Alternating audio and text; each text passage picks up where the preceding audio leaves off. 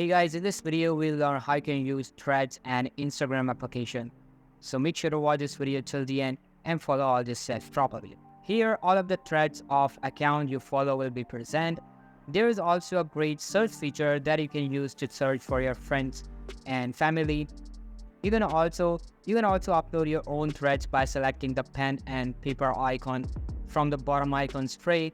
All of the posts you share will be present on your profile page that you can access by tapping on the profile icon at the bottom right corner, and that's how you can use Threads and Instagram application. So that's all for today's video. Hope you liked the video. I'll be meeting you in the next one. See you soon. Bye.